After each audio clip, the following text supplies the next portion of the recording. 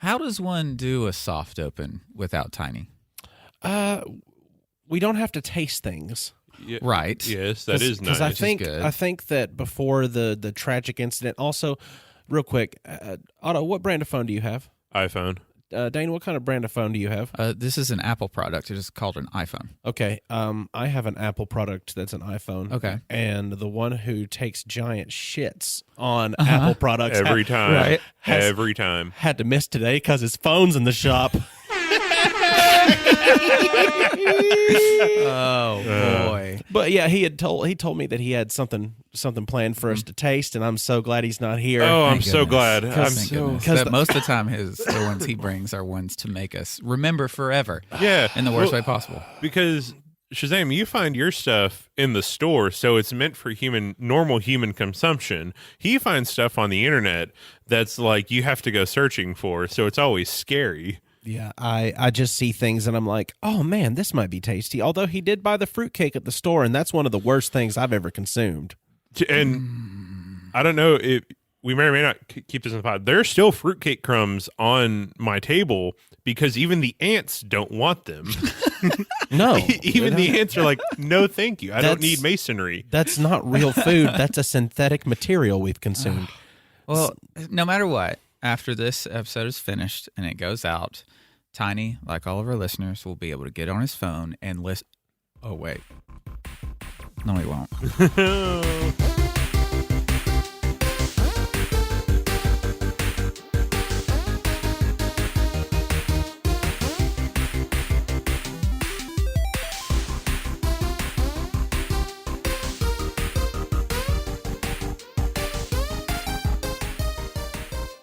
Yeah. I feel like we've done that before. Oh. Maybe not.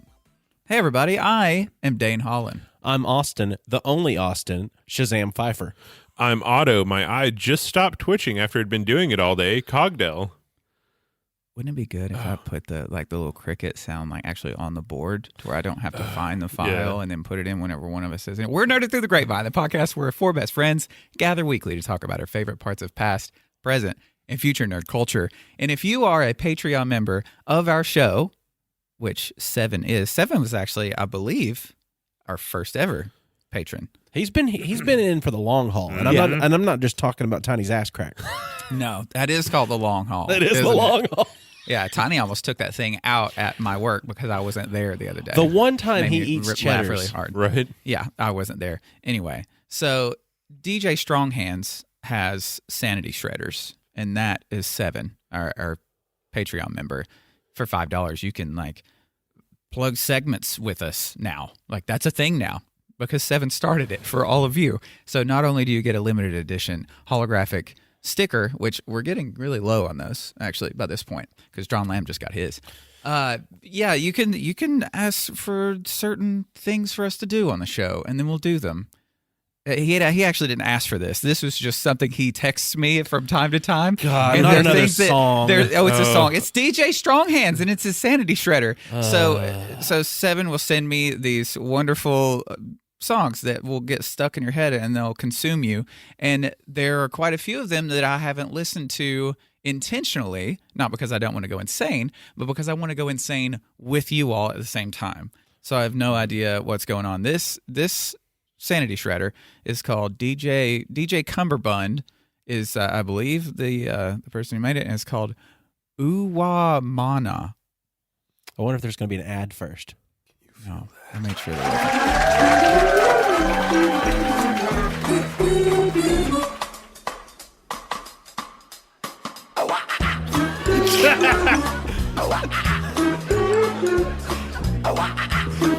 There's this wonderful little video too of these little puppets. It's songs from the Muppets. I'll do it again. I'll be a good boy. I'll be a good boy. I promise. No, mommy, tell him.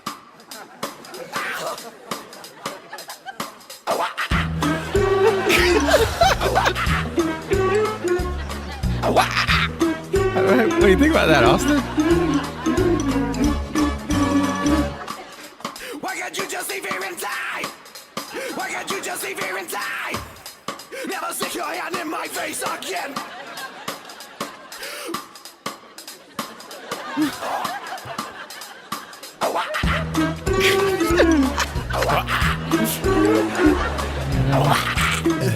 Fades away.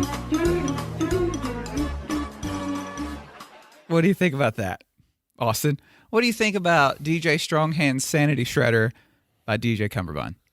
I'm channeling my other inner Austin by saying, 7, you're my boo, and I love you forever, but your taste in music makes me want to strangle something living. It makes me want to delete my own save. That's what I was thinking. That's There it perfect. is. Speaking of delete saves, is that what you were about to do? Were you about to do that as a segue? Ooh. Were you? Don't Cut delete him off. Don't delete my save on Palworld. Oh, that's what we'll talk about. Yeah. I like that Vigi game. I like that Vigi game a lot. It's been receiving a lot of publicity, both negative and positive, from the internet sources, and we'd like to talk about it a little bit. Two of us, it was going to be three of us, but two of us have played the game. Otto is not even like an objector to it. He's just not played it. I only have a PlayStation 4 Pro that is holding on for dear life. It looks at new games and overheats, so I don't play those. And also RPG, I have this thing called Goopy Goblin. Oh, hello there, microphone. This thing called bong. I'm sorry, dear listener. My microphone attacked me, but I have this thing called Are we on Bridgerton? My apologies, dear reader. sorry. ADHD's taken me away. But I have this thing called Goopy Goblin Gamer Brain, where if there's not active things going, like keys jingling in front of me in a video game, I cannot focus. So if it's not Call of Duty or Fortnite, my brain says that's boring. But I do like what I've seen in it, and I figured I can ask y'all some questions about it. So maybe I can actually play this if I do eventually get something that can play it. You know, your keys jingling part actually doesn't do a bad, like a disservice to the game, because I feel like it's the kind of game at this point to where if you go into it with your own version of keys jangling, that's what you can hyper focus on as much as you want to. Yeah, absolutely. I hated even the way you said, "Oh yeah," like it just made. Oh wow! Yeah. Dude, There it is. There it is. Thank you, Seven. Thank you so much. So what What you'll is hear, Palworld? That's exactly what I was about to tell you, because I think it's a perfect time to talk about that part. You'll hear a lot of people say it's Pokemon with guns. That's Digimon. That sounds fun. Yeah, Digimon was already that. Digimon is like if Pokemon turned into a gun itself. Yeah, it's like here's Agumon, here's Greymon. It's just big Agumon with a skull on its head. Why does he have missiles coming out of his nipples? Is this a Megazord? Like what? Why is he a full blown robot for half of his body here? Some of them just straight up turn into. There's one called Gunmon. It's just a it's a Glock. gun. It is a dinosaur that's literally guns. Or they turn into oddly sexualized like people. There's one that starts off as a cute little cat and it turns into an angel. That's Patamon. No, Palmon, I think is her name. Mm-hmm. And digivolves into Anjawomon. Well, anyway, we're not talking about Digimon, but Digimon is something that built itself off of Pokemon, right? And that is what Palworld has done. Yes, there are guns in the game. Yes, there are little monsters that run around that look exactly like Pokemon because, they're cute little monsters. So not enough for different can they copyright. be? No, not enough for copyright because they tweaked everything just enough to where they can still be their own thing because Pokemon doesn't have the rights to cute animals. Yeah, even if they do look kind of sad. An electric hedgehog, you can have an electric mouse, and that's still not the same thing. Yeah, I think that it's almost a lot of it's like Uncanny Valley to the actual Pokemon that exists. Like if you look at it straight off, it's like, oh, that's that. Oh wait, something's off about something's that off Pokemon. about why is Lucario wearing a Pharaoh's outfit right now? It's like a Big Lots Pokemon. Yes, absolutely. It's knockoffs, but good knockoffs. It's not Dollar Tree knockoffs. It's like Big Lots, I'm going to throw my Pokeball. No, you're going to throw your pal Sphere. Yes. It's Big Lots. It's open world too, Yes. like Arceus, Pokemon Arceus, which was One of the most successful Pokemon games, not as far as sales go, but And then they forgot about enjoyment. Right. It was like Pokemon was just like, here, you guys can have this little thing. It's a little different, but we'll get back to our usual stuff later. Everyone played Arceus, and they were like, this is so much better of a concept than the same game we've been playing for years and years and years and years and years. You're telling me that I don't have to go to another city and battle another gym leader right now? I can just go explore the countryside and learn where Pokemon came from? Yep. Do you think Palworld was an angry response to Pokemon forgetting Pokemon Arceus existed? Probably. I would love it if it was, just because that's my headcanon. I would. Oh, it's all the way over there, though. It's Austin. all the way in Tiny Seat, Your the duty- Cannon Bell. I'm doing the Lord's work. Okay.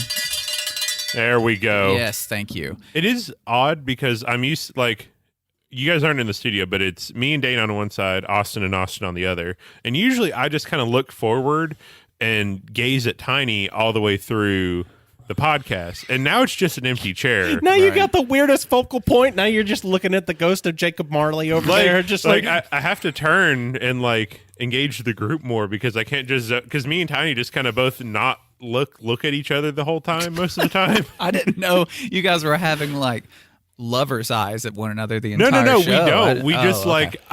I kind of stare at the middle distance between me and him, and he kind of does the same. I see. See, it's your fault for dead centering yourself in the chair as opposed to cornering yourself in the chair. You got to corner yourself in the chair. That way you can look at everybody. I know. I make this harder on myself. I'm not saying that I'm not the problem. I'm just saying that I'm having a problem.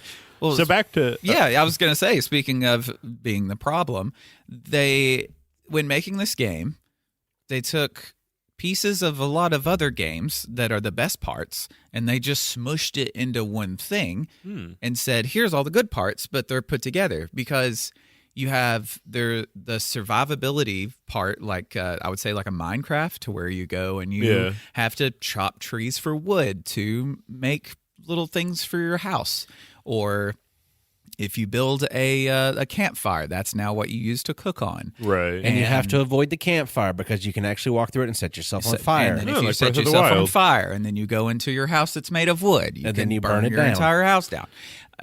It's looking at the game, it almost looks like a mobile game, right? Like Yeah. if you were to just show me a little clip of this game and that be all I saw, I would just assume that it's a mobile Pokemon knockoff kind of a thing. And where people do say it's Pokemon with guns, it's not exactly. That's just a really good selling point, to be honest. Like I Right. think that's what it got a lot of people to get into it, was that kind of hook. I think the only one out of the three of us that have played it with guns so far, and that's going to be Tiny because he did something because it's still in development. So what they've got in your options is to actually customize the game as to the way you like it.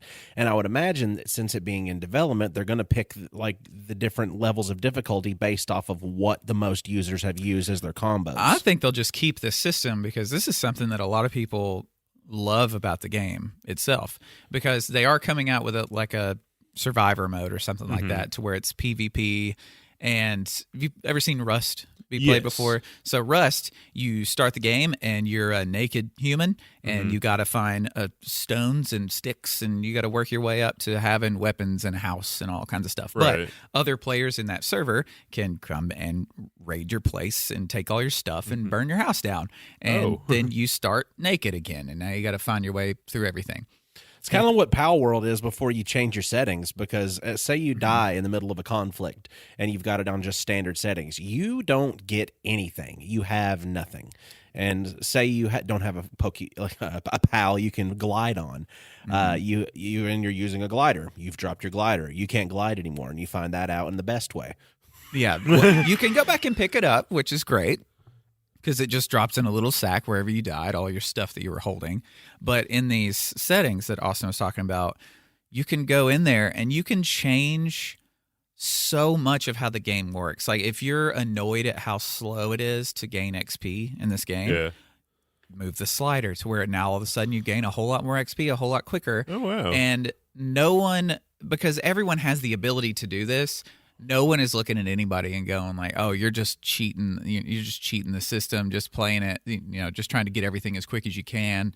It doesn't matter. And the people that are making the game feel the same way, because it doesn't matter if you get to play this game exactly the way you want to where when you do die, you drop nothing, right? You just spawn maybe back at your base or something, and you didn't lose anything. So now you can travel somewhere else in the world instead of having to go to that exact same place that you died. Yes, because that's one of the things about Palworld is whenever you respawn, you don't have to respawn where you've died, or you don't have to respawn a place where you've been. You can actually respawn anywhere on the map that has a registerable save point or a fast travel point. And that's what I do every time I die. Like if I die on the game, I'll just go to some place that's random that I've never been to before, and then I'll fast travel back to my camp. As far as goals go in the game, there's not really much of a story or much lore as far as I know. You know, I haven't dug into the internet to find all the stories, but there is a faction of say a Team Rocket like thing to where they're capturing pals, and you go into their encampments and you free the pal and they become yours. Right. And there's also another group that I haven't run across yet. It's like the Free Pal or Freedom Pal. I don't remember the name of them, but I don't think they'd like people having pals to begin with. I could be wrong. I would imagine it would be the person like you meet at the very first island. They might be a part of it. Maybe. The one that's just randomly sitting next to a campfire with a big ass gun. Yeah. You know? They're not evil. They would have done something. They're not part of the syndicate, but their story's not told yet. What I was saying about Tiny, though, is he didn't know how far the slider would go for what reason. So he's like, my experience is getting way too, this is choppy and stupid. I'm having to do this forever. I'm going to boost this experience up. He said, let's go all the way. He said, then I chopped down a tree and I gained 14 levels. And I kind of realized that's not where I need to do. And I'm a fan of like overpowered isekai, like go into this other world. Like all this stuff is now easy for me. I can gain experience really easy, all this other stuff. That was even too much for me. Like to hear that, because that's going to change that's going to just diminish the game to nothing. There's no challenge anymore to stuff. So I had to boost it just a little bit to where I could do some grinding and do some work, and it actually means something, because the slow trickle that it has for its experience is all it felt like to me.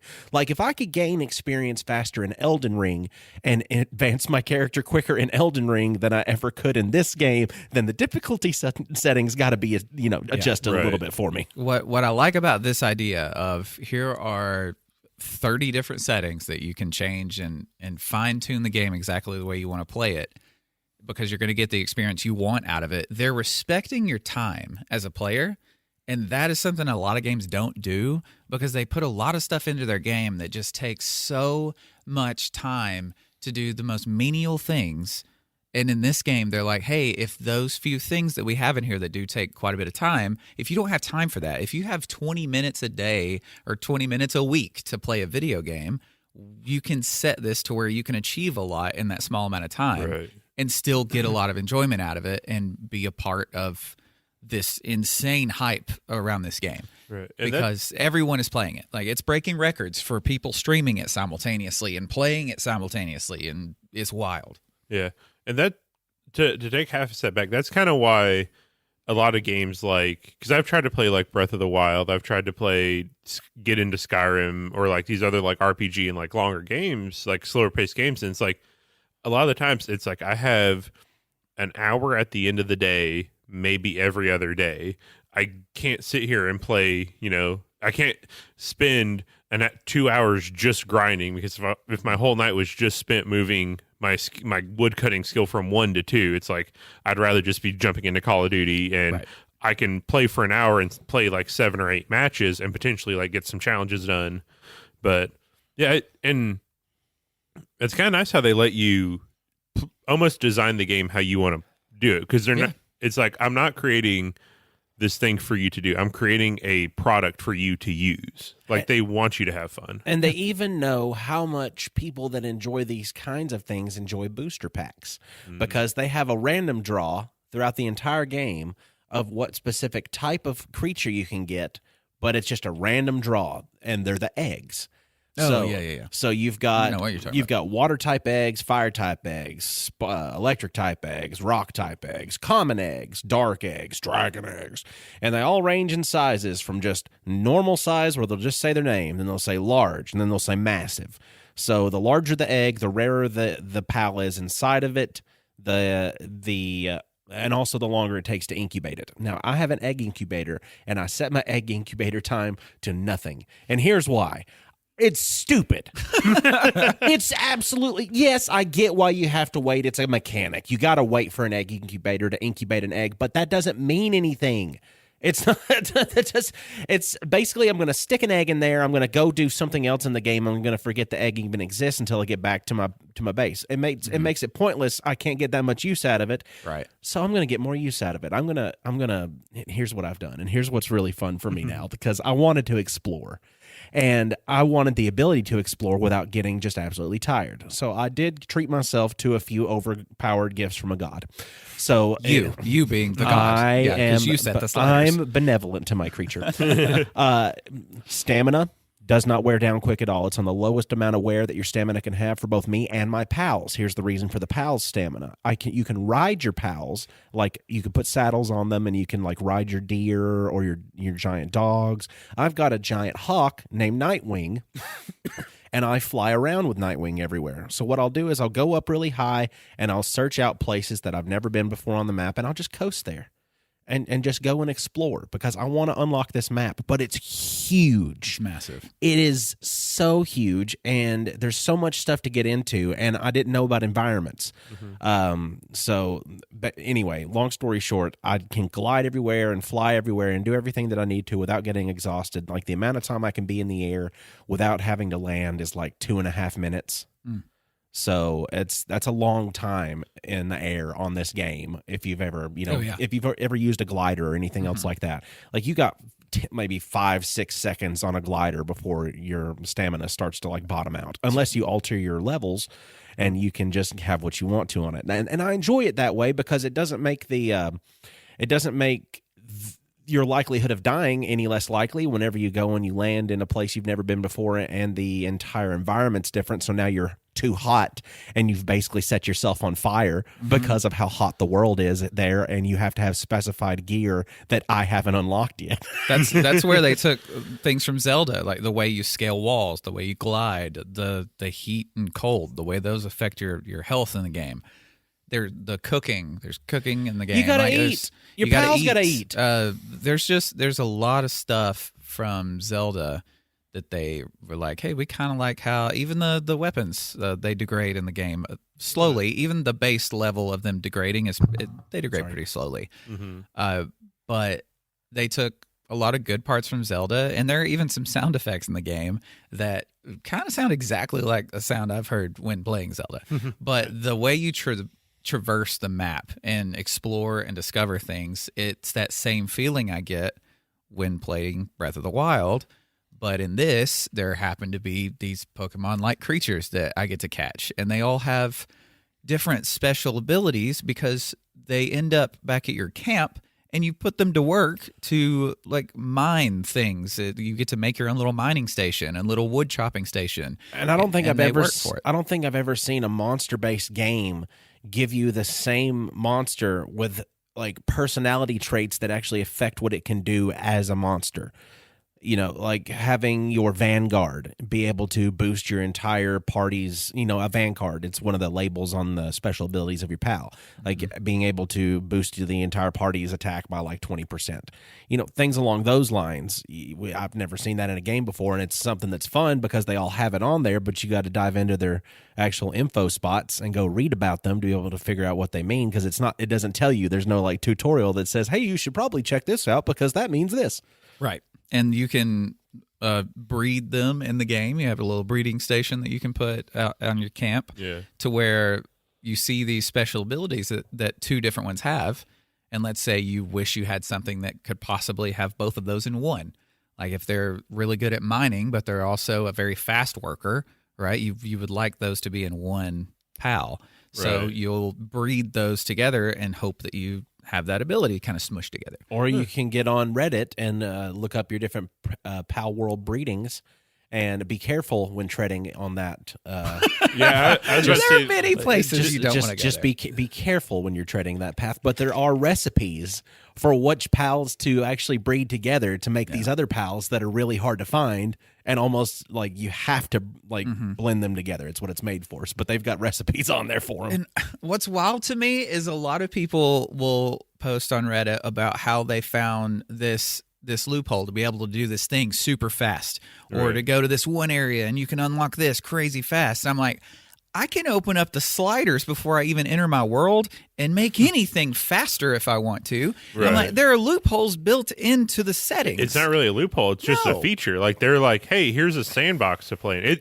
It seems like the most accurate definition of a sandbox game that I've ever heard, because it seems like you kind of can do anything. Because a Do lot whatever of you want.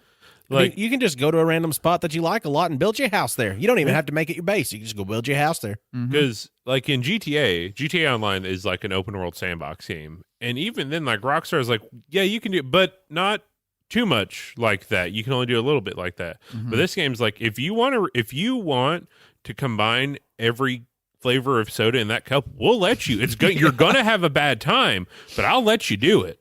And that's funny you say that, because there is another system in the game to where you can take a bunch of pals and smush them into this machine, and out pops a different thing that you got to smush them all together. And Like make. you get to take 10 pals and make them into an ultra pal, basically. Yeah. Mega Pal. Yeah. So that's a system that's rewarding you going and catching a bunch of them as opposed to just getting the one. Like in Arceus, what I would do is if I saw a Pokemon and I was like, okay, I need to catch this thing to fill out my Pokedex. I'm never going to use it because it's not something I want to use. Its only purpose is for me to catch one of them and to completely forget they exist from that point on. In this game, every pal can have different ability combinations and different stats that help you even not be in your party. You have them back at your camp working on stuff. And if you have a bunch of them that you've been trying to catch to try to find like that perfect one that you want to be able to do the specific thing in your base, all the other ones that you've caught aren't a waste of time because you can smush them into the machine and then out pop an ultra version of something. And from what I've read, after you do that with your 10 smushes in one machine, the game's algorithm changes a little bit, and the more you do the combos like that, the higher the percentage of shinies pop up. Really? I Yes. didn't see this. That's interesting. I've been watching a lot of Instagram reels on yeah. Palworld. Yeah. Once you get a few likes in on your algorithm, they know what you everywhere. want. Yep. And that's something that's really neat about it too, is there's so many people playing it and it's so early in development because it is still technically in beta. And it only like fully released like 2-3 weeks ago. And that's still not even like the finished product because it's on Game Pass. So if you have Xbox Game Pass or on PC, you can play it, I say for free, but you're paying for that pass monthly, but you know what I mean. Yeah. And then if you want to get it on Steam, you can get it for $30. And it's $30 for a game that seemingly has infinite possibilities as far as putting time into it and getting different rewards. And also everyone is playing it and talking about it, and it's really cool to have something that's going viral like that to be a whole lot more, I don't know, feasible to obtain than a $70 AAA game that everyone's going crazy And it's about. it's overshadowing all the AAAs like crazy right now. I think I saw one reel where there was like, I think 10,000 hours logged or something like that in an X amount of time for the newest, what is it, Modern Warfare or whatever it just came out. I don't know. Something like that. And then Palworld had like over 2.3 million registerable streaming hours. I think it's really funny because another game did the same thing. Lethal Company. Yes. It came out a while back, and it was $10 on Steam. And because I'm a Call of Duty boy, I did not buy this year's Call of Duty, but I've been watching it because I used to be in that community. But it's launch month when usually it has its peak. Lethal Company was out playing it on Steam like handily. It's like Modern Warfare had like 800,000 active players monthly, and Lethal Company had like 2 million active players. It's like when you make a game that's good and cheap and has stuff, people will buy it. Like Supergiant, whenever they made Hades. That game, Oh, you know I love Hades. Everybody that's everybody that's listened to this podcast knows I love Hades. They have Hades 2 in development right now. Yep. And I'm so excited for that. But that's a triumph for small game developers like Supergiant to be able to step out there and be a part of the conversation. And with Palworld, it's got its positives and negatives in the conversation right now because everybody's screaming like copyright infringement. Also, people are saying that they've used AI to do a lot of their like artwork and the different PAL designs and things like that. It's not really proven yet, I don't believe. So I think it's just people assuming that they've done that. And B, it's a small developer that is using their resources the best they can to make the product that they can make. Right. And if they've already made millions of dollars within the first few days of this thing going live. But I would think that if they've started off using the AI to do this artwork and stuff for them, that now that they have money, that they could get artists to be able to build on top of that idea. And maybe they will do that. Maybe they've not used AI for anything yet. But for me, it's a tool, and they're using it to their advantage. They're not some massive corporation that's not paying artists to do stuff. And I don't know. I think that's fair game. I think that's part of the reason it exists in the way that it exists. It's almost the Wild West of AI right now, too, to try to figure out what its limitations are currently and what's the extent that it can do. And that's also scary because, we are sci-fi nerds. We know how far AI can go. But I like Palworld a lot because I can spend countless hours doing whatever I want to. I did also have one more buff that I gave my character. Yeah. And it's the final fallback. It's called Gun. It's just called Gun. That's what I call it. I boosted my attack all the way for my character if he ever has to attack anybody. So if my pals are attacking, it's just normal combat. That's cool. That's the way I want to play the game. But if it ever comes down to it where I have to pull out my crossbow and attack something, all right.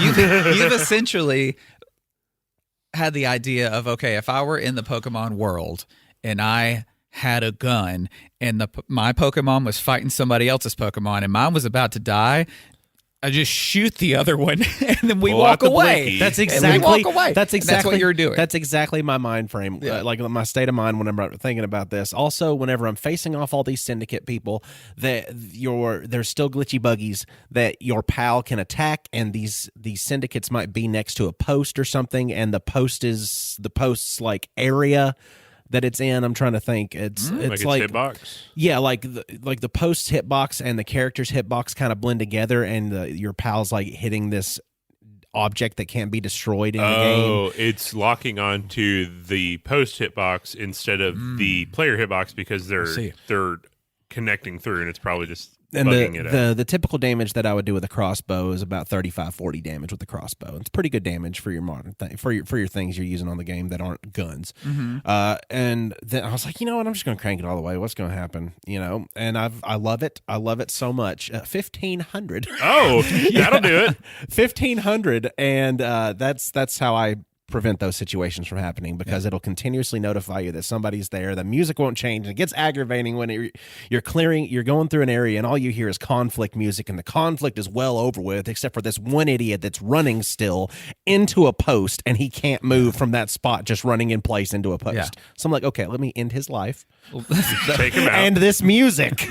Well, that's like where I've built my base, which I found this little, like, I don't know. It's like on top of a mountain, but it's flat, and like a plateau. It's right beside. That's what a plateau is called. Excellent. Don't we live like we live on one of those? That's the really Upper Cumberland cool. I could look out the window and go, "That's what I mean." Yeah. So I built my little base there, and it's right next to the starting area too. And I was thinking, hey, this is cool because raids can happen on your base by that syndicate in the game, and also pals, like groups of pals that just want to come there and, I don't know, wreck your face, just start shit. Yeah, they just show up, start shit, and then leave. They just come party, wreck your house, and walk away. My kind of party. Exactly. But I built my plateau base so you couldn't come to my party. Because I was like, man, they're gonna have a hard time getting up here because I have a hard time getting up here. And it really is really hard for them because everything funnels down into this one place at the very bottom of it, and they just look up and just stand there because the AI of them, they're trying to get into my base, and there's no physical way for them to do it. Yeah. Because I don't think they can climb No. or something. Maybe they can't climb. I don't think so. But so you could just jump behind them and just whack them all, and there you go. It's done. It's over with. You can also catch people in the game, so that's a little surprise. This is the dark side. There's some dark side. Here's the dark side. There's this guy on the game that is like the black market trader or something like that. Yeah. He's basically the guy that has all these rare pals, and you can sell your pals too if you don't want them anymore.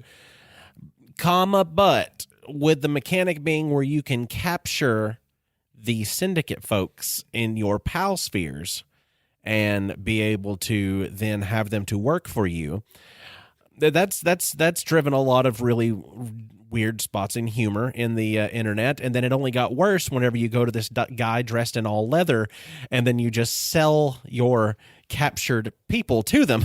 I think they call those slaves. Oh, I think what you do in the game slavery. is you catch people and you can make slavery happen, and it feels icky. Like I even caught a person in the game on accident. I was throwing my ball at a pal, or my sphere. Apologies, it's not a Pokeball.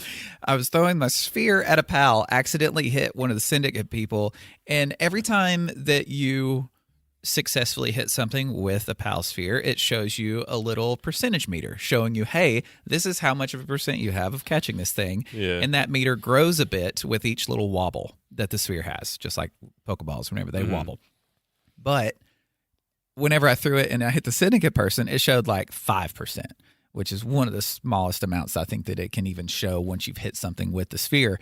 And I was like, okay, it's not going to happen. And then it kept going up and kept going up, and then all of a sudden I had a human now. And I was like, I don't want this human. I don't want this person at all.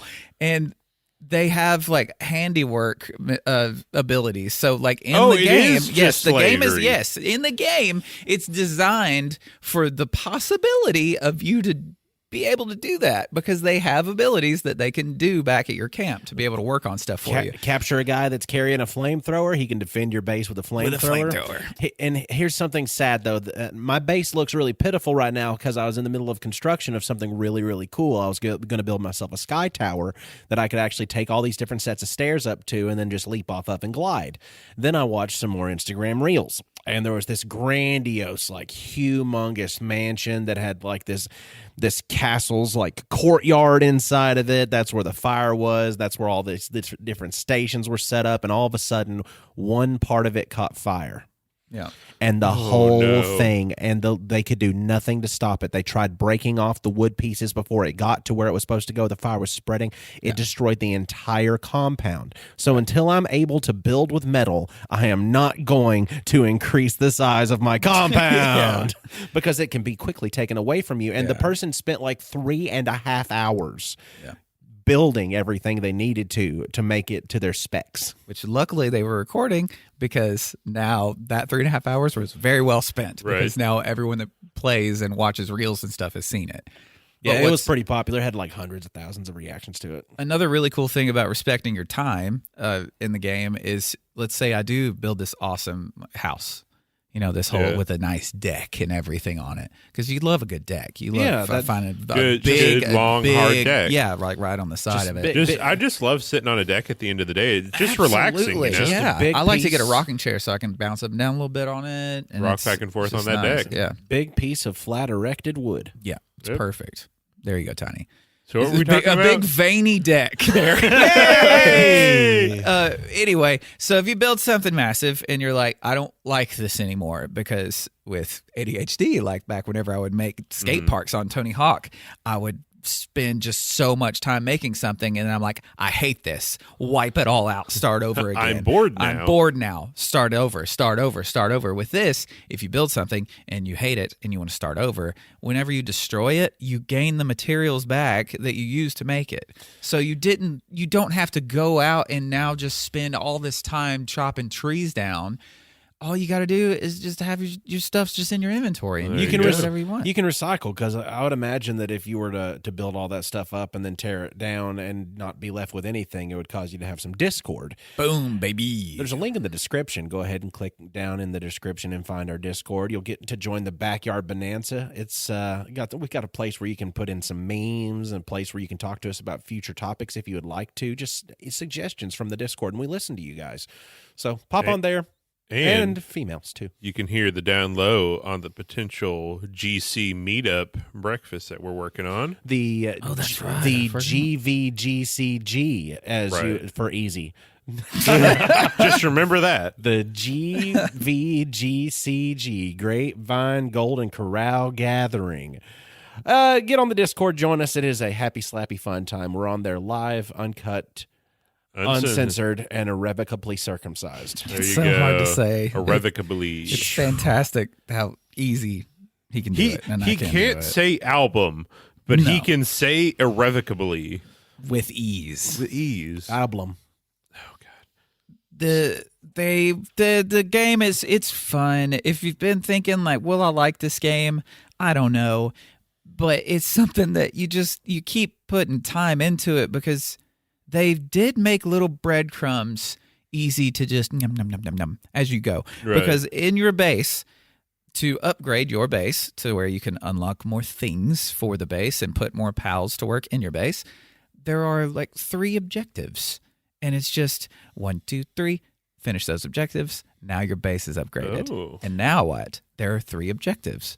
And I need to complete these objectives for my base to increase again. Right. So it's just enough. It's like this perfect amount of, okay, I want to go do these 3 things, instead of just, well, if these 3 things happen while I'm out exploring, cool. I go out exploring with the intention of accomplishing those 3 things, because it's just little bits at a time, increasing your, advancement in the game. And it's also predatory, because it's like taking over my brain whenever I'm playing It's it. like microtransactions you're not having to pay extra for each time, because you get through with your objectives you have at your base to upgrade your base. Oh, I could put another pal here. So then you find which pal's going to fit perfect at your base. And then your base is unhappy with you because you have an extra pal but not another bed. So then you got to go build a bed. And it repeats every time that you have to do this. So if you're going to upgrade your base, you're probably going to put another pal. You're probably going to have to do another bed. And you're probably going to have to make sure there's enough food for the type of food that they like to eat, because not all of them like berries. They can get ulcers. They can get depressed. They can there's all these status effects that your pals can get. That sounds so stressful. Yeah, and some of them are picky eaters. Some of them are gluttons to It where they sounds like just some of them are going to go consume into the crusher. They a all- lot of food. they- the they- smusher is all it's called. The unexpected combo that we got in the game was actually Tamagotchi. And if you didn't, I've got all these pals. Oh my God, they're such good workers. Why is this one depressed? Why is it just not working? Like it looks like they're still going through the motions. It's literally like a depressed person. They're literally they're just going through the motions and nothing is happening. They look like they're going over there and they look like they're hammering on your stone pit and they're going to develop some stone. No stones happen. Yeah. So Dane had to actually go and remove one of his pals and put him into storage and put another pal out, because it got so depressed from Dane neglecting it and not even paying attention to its existence that it had to just, I might as well die. Yeah, I'm swinging the hammer. The thing Oh is, my they gosh. don't all need attention. That's the wild thing. Because I don't specifically go to each of them and pet them. You can. It's very cute. And a lot of them have different little animations of how you pet them. Because if they're really tall, they'll bend over so you can scratch their Right. little head. But if they're short, like this thing called lamb ball, it's just a ball of lamb. It's wool and he's cute and he runs around and it's adorable. It's what I You want can to hear. slaughter it if you want, but I don't like to do that. There's a cleaver in the game that you can unlock, and if you use the cleaver on a pal, it's gone forever, and you get the meat and the wool and things like that. So you can turn your pals into meat. Yeah. You can eat your pals. See, that's And- where. Wait a minute. It's You the said ultimate survival. You can Yeah. capture people and turn them into pals. Yes. I haven't tried eating a people yet. That's the thing. I don't know if you can eat a people. I don't know if they drop meat. They do drop weapons and ammo. Yeah, because they must be Americans. Right? Yeah. This is Americans invading this Palworld. This game does seem like one of those like it lets you do anything, but really should it let you do anything? But it seems fun though. It's still really fun. I think the entire syndicate's white. As far as I've seen, yeah. I've not seen any of the... I think that's a smart decision on their end because the first time that they let a person of color be captured by a Pokeball, they're going to get every lawsuit on the books. You're going to have a real bad time. I don't know.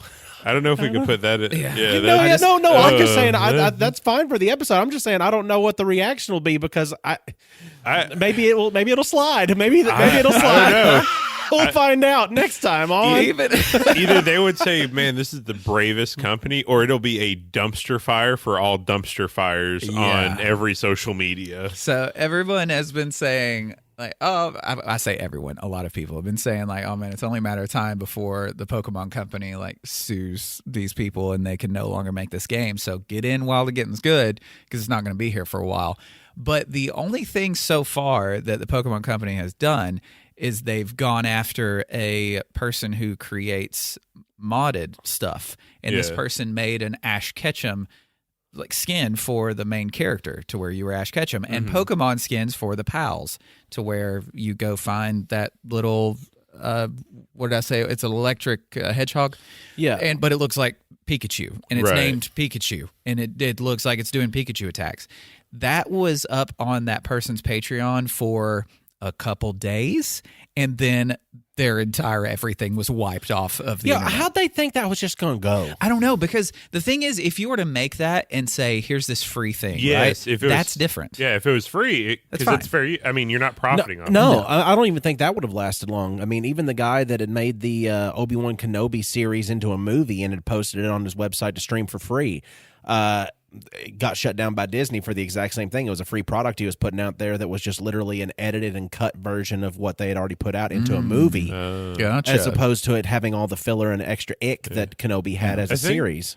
Although I think like with video games, because with Skyrim, if it has been an IP, it has been modded into Skyrim by somebody, right? And a lot of the times, I don't think those get taken down because it's one of those like companies don't really see it as that big of a deal until it's a big deal. Yeah. But, and I think Pokemon, I don't think really has any ground to stand on because, like, the only thing that makes it a Pokemon game is like, oh, that you capture animals and they fight each other. Like, that's really all there is. So Pokemon would just be wasting money and time and getting bad publicity to do it. Well, they've also, like, Pokemon copied Dragon Quest from 1986. There's a like little image that people have posted. I've seen it on Reddit a few different times, and it shows it's got like 3 columns for Dragon Quest and then 3 columns for Pokemon, and there is direct correlation between these little monsters in Dragon Quest and the Pokemon themselves. Oh, like in the original Pokemon where you'd approach like a Pokemon that's wild and it would look like just a little dragon as opposed to it looking like an actual like version of itself. No, I'm talking about like the art of the Pokemon, like what they are. Oh boy. Like they look like Dragon Quest. That is looks hilarious. Like Dollar Tree version Pokemon, which but they were first. But they were first. They came out in 86. I watched an IP attorney on Instagram Reels speak on the ground that Game Freak has to stand on when it comes to fighting for intellectual property infringement with Palworld. And right now, that is like the same thing. Right now there's not any. Really? Yeah, right now there's no ground to stand on as far as intellectual property because, as we said, they do not own the rights to Fluffy Small. Because they'd also have to go after Digimon and Yu-Gi-Oh! That had the similar premise of you capture a creature and make it fight. And they didn't do that back in the 90s, and they can't do it now. Well, and it would bring to light them doing the same thing, because that's when people are going to dig into it even more and see where these designs of Pokemon come from. And it's like, well, this is already online to where, you know, nobody probably found it. Or was like, wait a second, these look exactly like the ones from Dragon Quest, and Pokemon did this.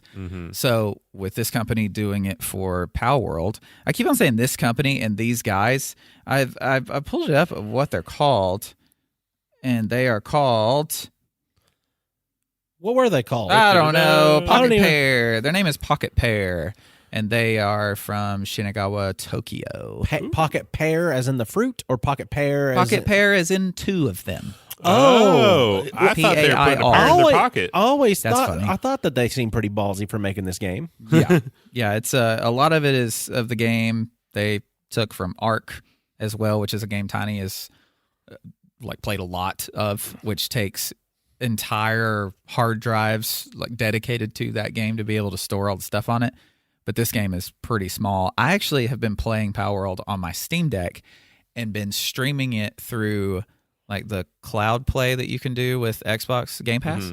So it's in browser on the Steam Deck, playing it through Xbox, and it's flawless. We have pretty good internet here, though, so that's probably why. But the only thing that ever is an issue is whenever getting into it, maybe sometimes there's a ton of people playing it that way, and it takes 5 minutes to get into the game. Oh, wow. Not to make anybody jealous, but Gig Plus Fiber. Ooh, it's so good. Oh, I need it. Nice. I'm addicted to it. I love it.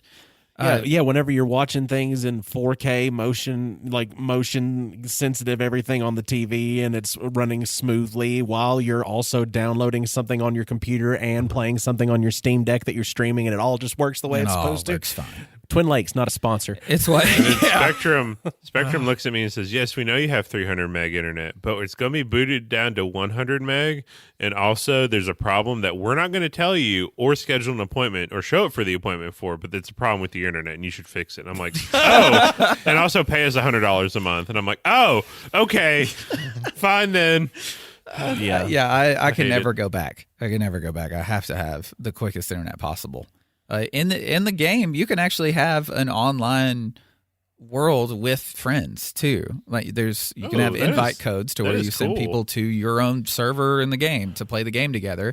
The one thing that sucks is if you've played 700 hours in solo mode with your own thing, there's no transfer to that other world yet. Booted back to one. You're booted back to the start, which I think there's been back and forth of whether they're wanting to let you be able to transfer characters and things like that, or just leave it at this way you start the world together at the same time, in the same place. I would think that you should have different levels of it. I mean, if one person has to start at base level, everybody should have to start at base level when you join the server, but if they change it that they can bring stuff, I vote they bring everything in their inventory and all the pals they have on them, not their entire PAL index. It's where you have to go back and forth and back and forth and back and forth, and that way people won't really want to do that. So it's just, let's get my favorites in here and then play. Right. Yeah, it was there's a lot of different ways they can go, and I think with them being a smaller company, I don't know how in the hell they've been able to handle this amount of popularity being a very small developer.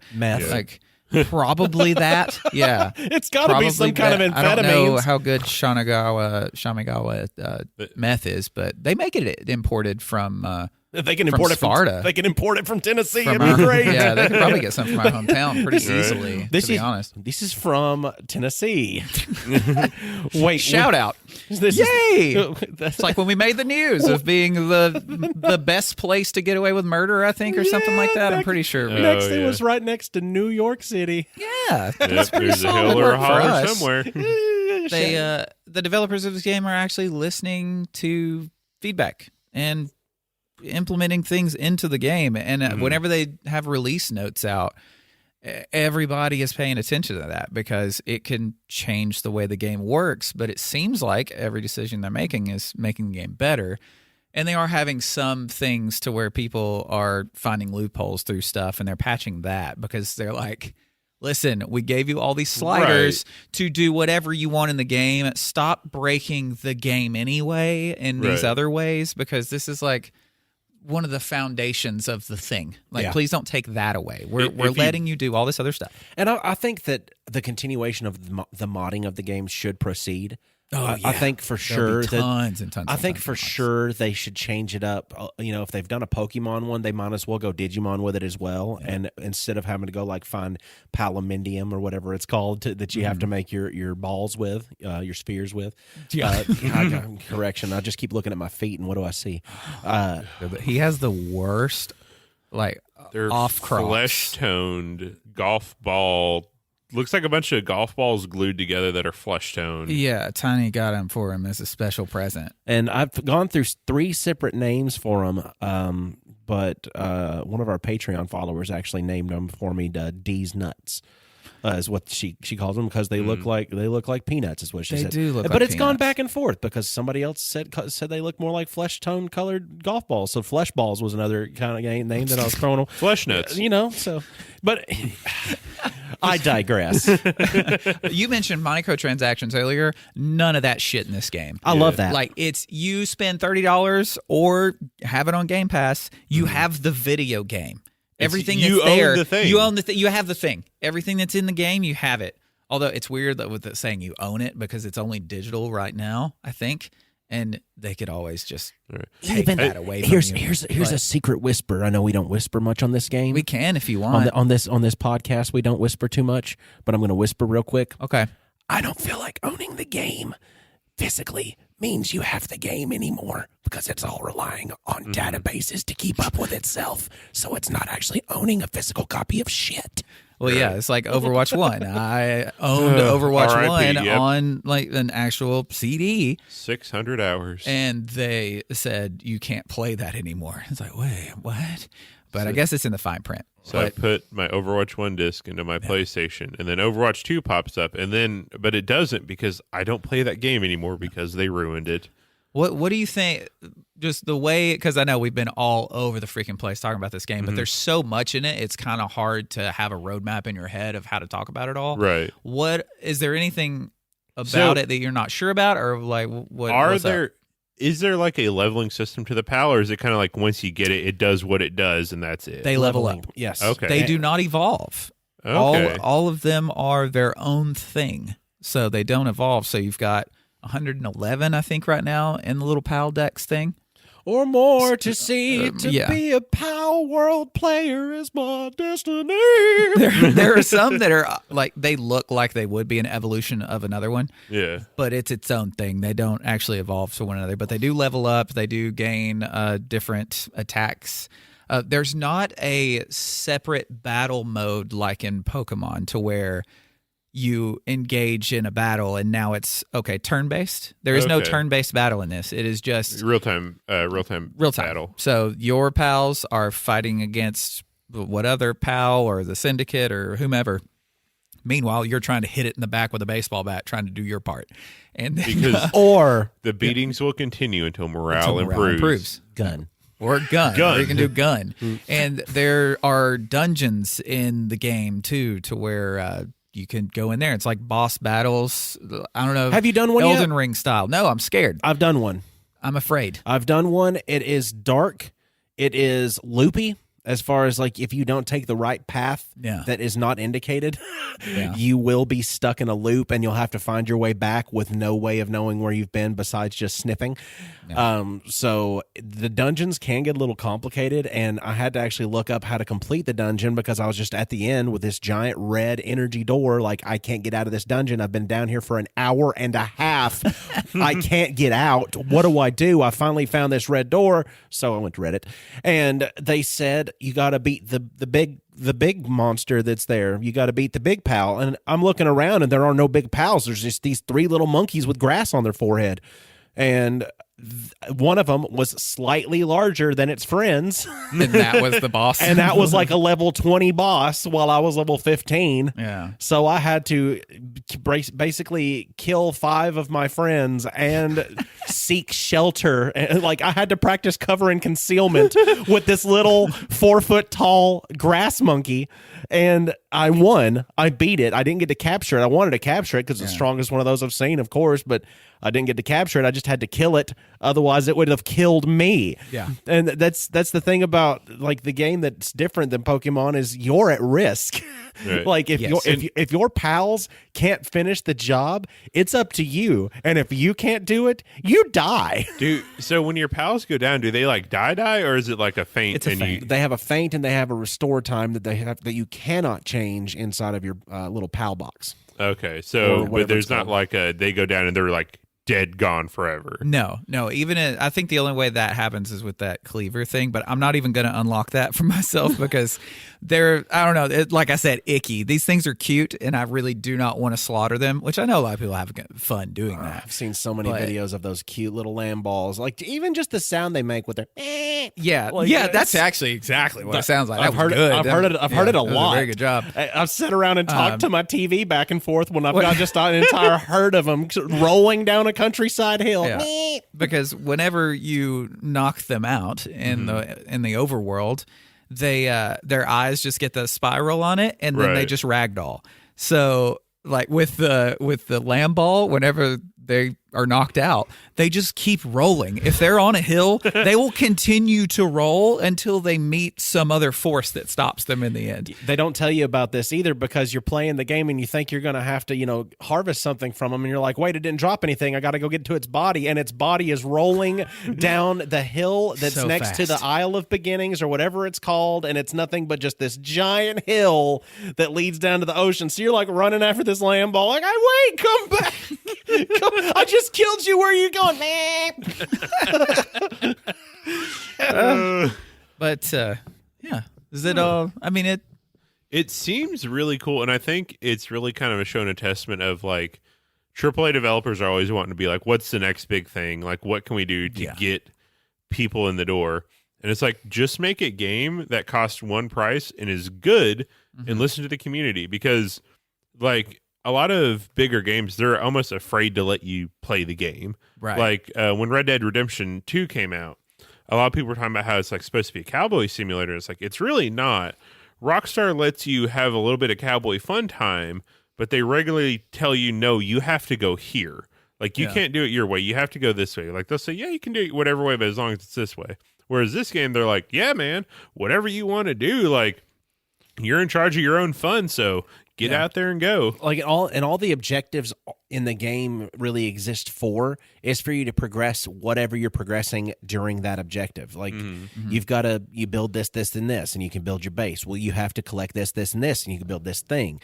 You have to go catch this, and this, and you can make this pal. There's just a lot of different things that revolve around mechanics from different games, different media in general that might not even be on a video game that I've played, but it's not all Pokemon.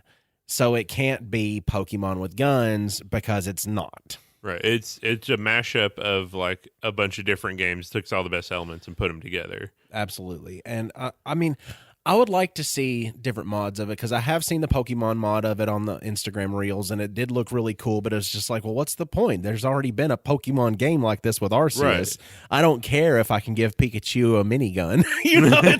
That's fine and all, but I like the new characters, the new creatures too, because you see so many Pokemon. This isn't that. This is its own thing, and you're not having to worry about evolving them to create different ones, or this one becomes this one later on in the game. You can only have base ones or ones that you can create to be stronger, or run into some that are super beefed because they are the strongest that exist out there. I mean, it's just everything is just kind of there. You just got to play in it. Yeah, it does let you, because I feel like a lot of times one of the reasons I don't like RPGs again is it almost feels overwhelming, because whenever you're loading into Skyrim, there's like 5 different NPCs you talk to that will give you quests to do before there's anything to do. So it's almost like you have all this, you're getting pulled in all these different directions. You don't know which way to follow it. And it just almost gets overwhelming with all the things popping up in your face of, hey, do this, hey, do this, hey, do this. And this one's like, no, you get the sheep.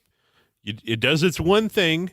And if you want to do something else, you have to go get another one, and it does its one thing. Yeah. And that's it. And I just unlocked an ability for my Nightwing that's very fun, because your rideable creatures, like your mounts, they have different abilities that they can use. You can actually use their powers while you're riding them and using them for transport. It's not just like they're a tool. It's like they're actually still there. And you can, command them to do stuff. You're like whispering in their ear, Ratatouille style, pulling on a hairstring or something, But of all the attacks that we'll reference Pokemon, of course. Yeah. In the world of Pokemon, the ones that you have that are just your normal type, the most badass normal type attack, what is that, guys? Tackle. Punch. Hyper Beam. Oh, yeah, that's right. And I just... What's What's wrong with you? You said normal type. That is the best normal type attack is Hyper Beam. I thought it was tackle. I play exclusively fire types and use Ember because it doesn't matter if how strong your defense or attack is. Your HP will be 0 by the time I am done. You will burn. Yeah, I don't play Pokemon right. I play it for fun. So I discovered the other day that your pals that you're riding don't just get the 2 that are slotted. You get a third when they level up. And I didn't know there was a third slot there for them. Mm-hmm. And it's your dismount slot, but it's a tap dismount it's a tap and hold to dismount as opposed to just that button's going to dismount. No. So to tap it, it shoots out the attack, which was called Power Shot, a.k.a. Hyper Beam. Okay. But it was called Power Shot, and I feel like we are owed royalties. Yeah, I think we are. But this, I just like, oh no, what's happening? Oh, all of a sudden I got this yellow Kamehameha coming out the end of my bird's nose, just blasting this dinosaur. I can do an airstrike. Like, I was wanting to go capture this giant doofy looking dinosaur called a Relaxosaur, and I wanted to go catch him. So I was like, all right, I'm just going to get down real quick and I'm going to go run over to him so he isn't alarmed. So I pressed the dismount button, not knowing the Power Shot was there, and I roasted the back of his skull with a yellow Kamehameha wave, and I didn't know what was going to happen. So it can surprise you. The game can be fun. They sat around a kitchen table and said, what do we wish you could do with Pokemon? Like, what's something you wish you could do? It's like, oh, I wish I could just have one running around with me all the time and like hop on it and ride it around if I wanted to. Yeah. Okay, well, that easy, done. What else? I wish I could hand it a 9mm. Done. I wish I could shoot it out of a missile launcher and it be the missile. Yeah. Got There's you. a penguin that you can shoot. He is a missile. He is the gun. I wish there was a necklace I could wear that allowed me to have a Pokemon out of this specific type that follows me everywhere and can attack in tandem with my others. Oh, you can do that. Oh, yeah, you can with do that like too. 5 different ones. Oh my gosh. There is I don't know if it's a glitch or if it's a feature, but there was a way to capture the gym leader and their pal. Like if you were to capture the gym leader in a sphere, it also catches their pal. So you have the leader on your team and they have their pal. Your creature is a guy that has a creature that fights. Yeah. I don't think you can do that anymore. I think they tried to patch it or something, but from what I heard, what would actually happen was if you were to throw out the pal to use as your own that you caught from catching the gym leader or whatever, if you looked up in the sky, way up there is the gym leader's body because the game's like, they have to be there too. Yeah. But we know they can't be beside you. So the game's so confused. It's like, well, we'll just put them up here where you can't see them. The patch they ended up settling on for it was actually, if you do end up capturing them, they act as one tandem unit. So as soon as you're summoning the Grisbolt, it actually has their partner like riding on their shoulders still. That's awesome. So you let them out, and Grisbolt's still got somebody up there ratatouilleing his head. Yeah. The game, it's not perfect, but it's so much fun it doesn't matter. Grisbolt looks like a 10-foot tall electric Totoro. Yeah, he kind of does. And that's a great band name. Oh, it is. 10-foot tall Totoro. Electric Totoro. Oh. If any of you are out there listening to this and you play Palworld or you want to watch it played, let's say you want to watch one of us experience it. We do have something in the Discord where we can stream games and you can come watch and hang out and do fun stuff. There's so much to talk about with this game that we can never touch it all in an hour, but I think we've touched just about as much as we can. And at this point. If we could show you, if you'd like to see some Grape Flavored Gaming.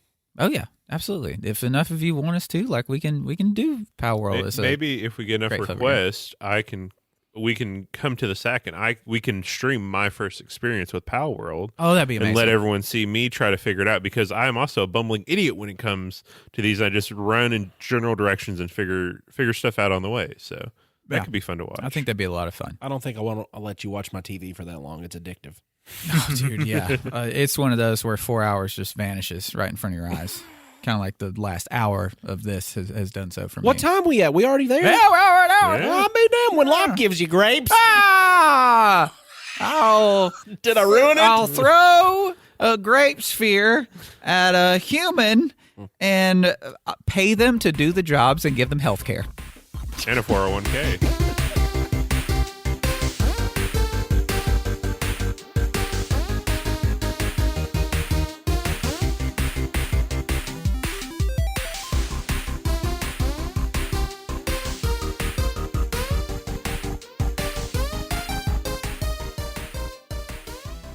The most badass normal type attack. What is that, guys? Tackle. Punch. Hyper beam. Oh, yeah, that's right. And I just...